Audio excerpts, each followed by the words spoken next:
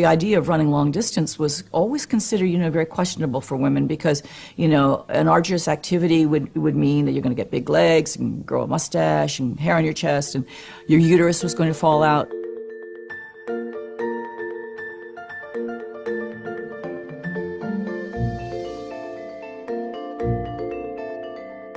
So I filled out the entry form. I signed my name with my initials. I signed K.V. Switzer. And when I signed it that way, obviously, when the form went in, they couldn't tell it from a guy's. The world's most famous foot race even attracts a leggy lady, Kay Switzer of Syracuse. So there we were with my coach, Arnie Briggs, and my boyfriend, an All-American football player, Tom Miller. When other runners would come by, they would say, "Oh, it's a girl!" And they were so excited. And Arnie was saying, "Yep, I've trained her." And all of a sudden, the flatbed truck is in front of us, and I heard the photographer saying, "Slow down, slow down, slow down." And they're taking pictures of us. On this truck was the race directors. One of them was a feisty character by the name of Jock Semple. He just stopped the bus, jumped off, and ran after me. Suddenly I turned and he just grabbed me and screamed at me, "Get the hell out of my race and give me those numbers." And then he started clawing at me, trying to rip my numbers off. And I was so surprised. And he had the fiercest face of any guy I'd ever seen, and out of control, really. I was terrified. And all of a sudden, my boyfriend, Big Tom, gave Jock the most incredible cross-body block and sent Jock flying. And all of this happened in front of the press truck.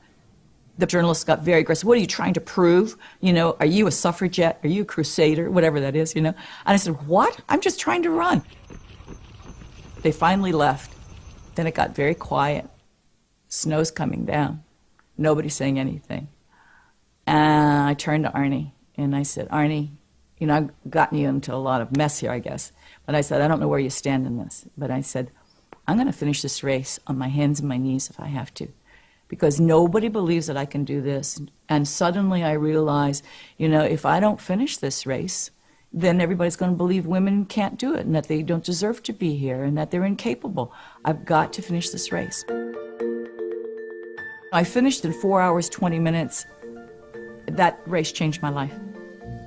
It wasn't until about midnight when we were driving back from Boston to Syracuse University and we stopped on the thruway to get an ice cream and some coffee, did we see the newspapers and the covered front and back of all the different editions with the pictures. I realized that now this was very, very important, and was going to change my life, and it was probably going to change women's sports.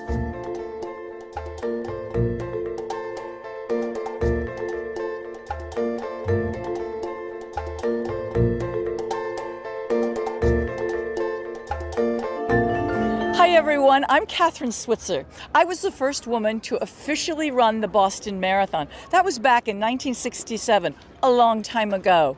And now, this bib number, 261, has come to mean fearless in the face of adversity. Women everywhere understand what running does for them. It gives them a sense of empowerment and self-esteem and freedom and fearlessness. And I am very excited to talk about a new event, the 261 Women's Marathon. It's going to be in Mallorca in the spring of 2014. We want to have you there. We want you to share in the excitement and joy and the fearlessness.